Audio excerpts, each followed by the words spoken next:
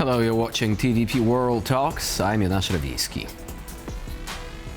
With Ukraine bracing for the massive reconstruction effort, questions remain on how to ensure its economy can get back on track once the Russian invasion comes to an end.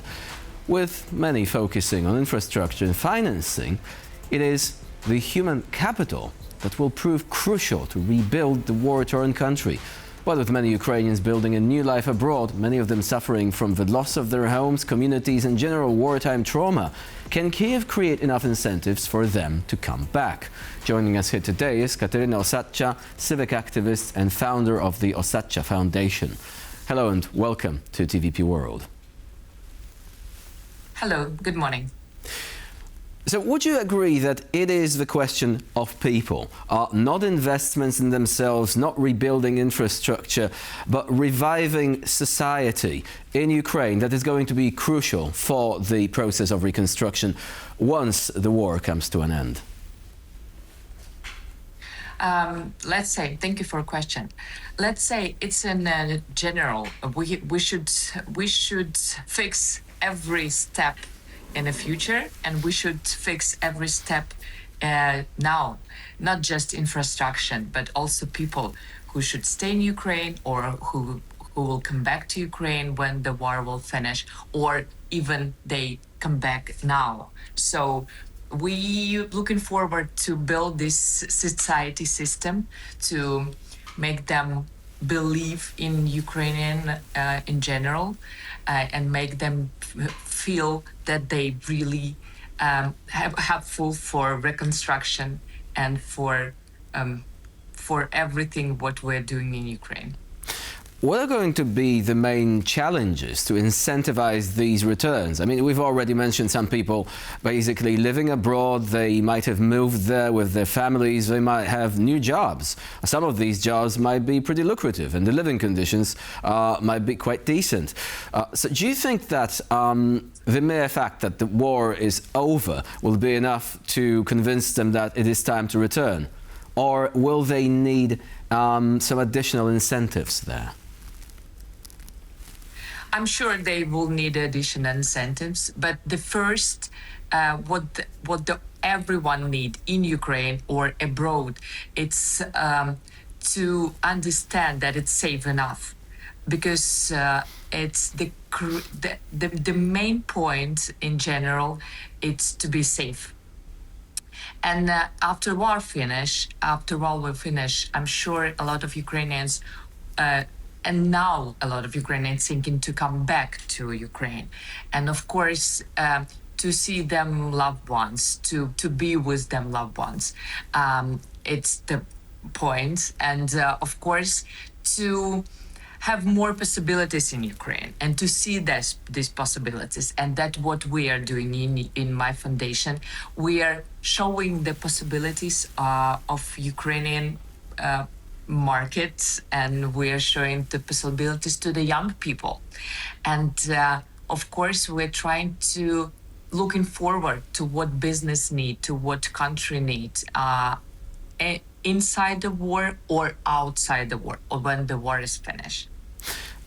Do you think, speaking of young people, there are going to be, government efforts aimed at reintegrating Ukrainian kids and teenagers into society? I'm speaking about those kids in particular who have been abducted by Russia. Hopefully, they will be returned to Ukraine. It's still a major challenge, right? And of course, Russia is committing a war crime by taking them away. But also, do you think that enough attention is actually basically being had to how are they going to go back to normal lives once they are back? It's of course it's challenge, and all the children, even if they stay in Kiev, in Ukraine, or in another country, or they were deported by Russia, every kid needs help and care and special attention to them's life and how they feel and how they will live in the future. But if we're talking about children that we're trying back from Russia, they of course need attention and of course need a special assistance. And we see the cases and we see how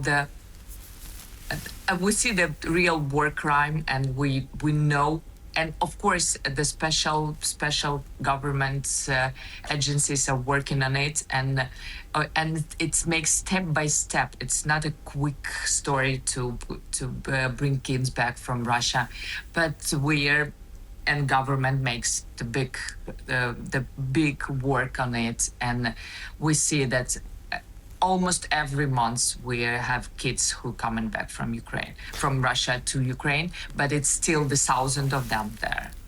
So the abduction of children by Russia is not the only war crime that Russia has committed, far from it. Another war crime has been the use of munitions and landmines in civilian areas.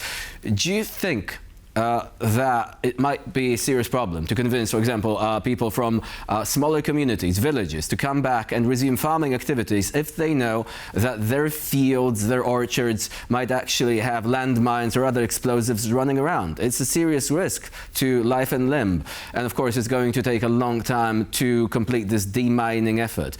But on the other hand, Ukraine relies on agriculture. Do you think this problem can be solved reliably within the next couple of years?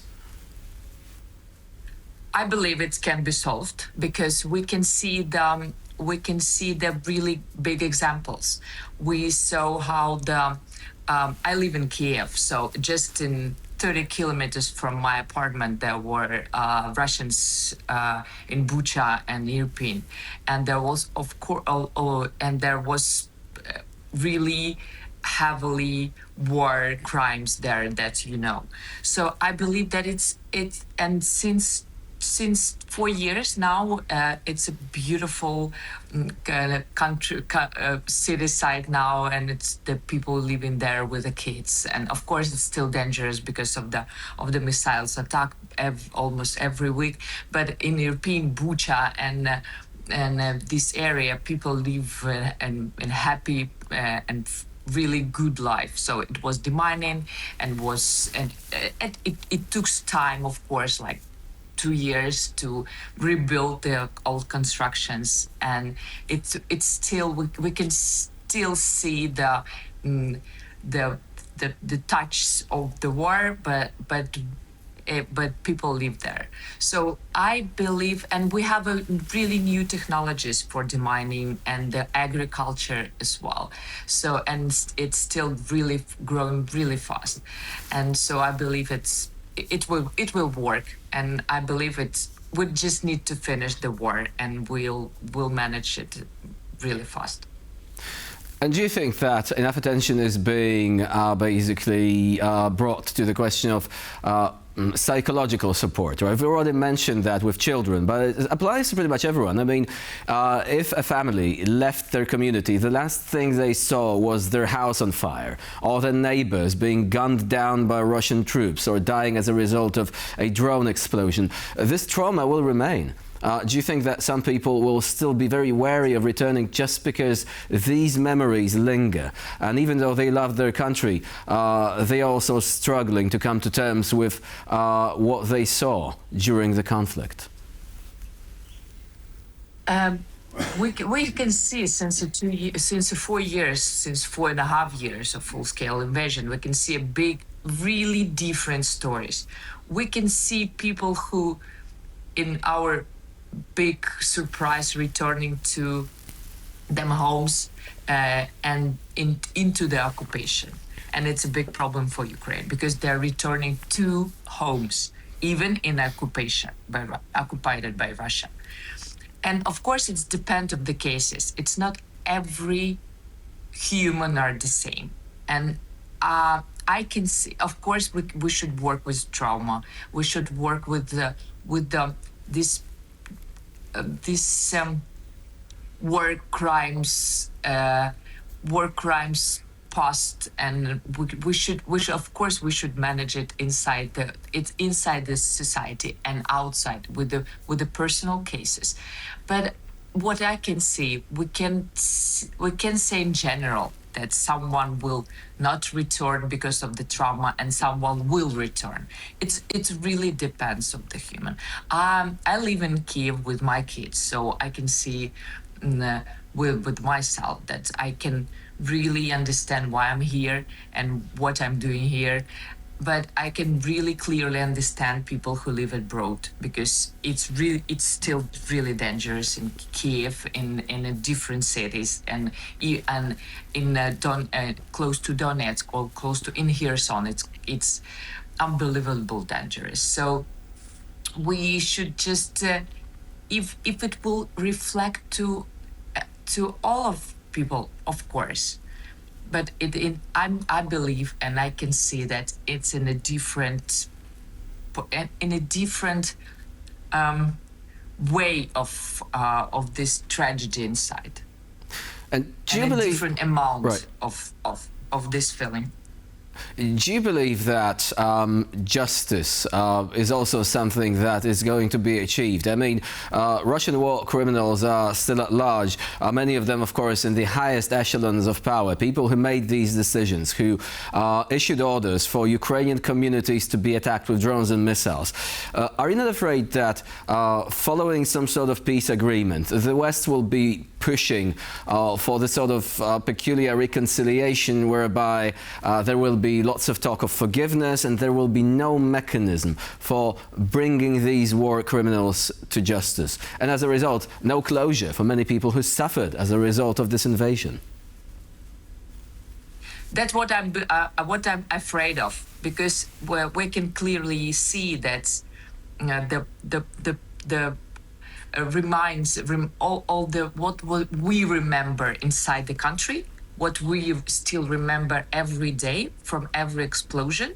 We can see that it's not that deep story for everyone who not live in Ukraine, for everyone who not Ukrainian. So, and of course we believe in justice. We believe in a tribunal. Of course, we believe that every single story will be in the court. But I still really afraid what you say, that we will talk about forgiveness, that we will talk about peace, that we will talk about something that's not will be the justice. So I believe that it's not gonna happen. Kateryna Osadcha was our guest today here on TVP World. Thank you very much for joining us and for sharing your experience. Thank you. And I'm Jonasz Lewicki. You're watching TVP World. Please do stay with us.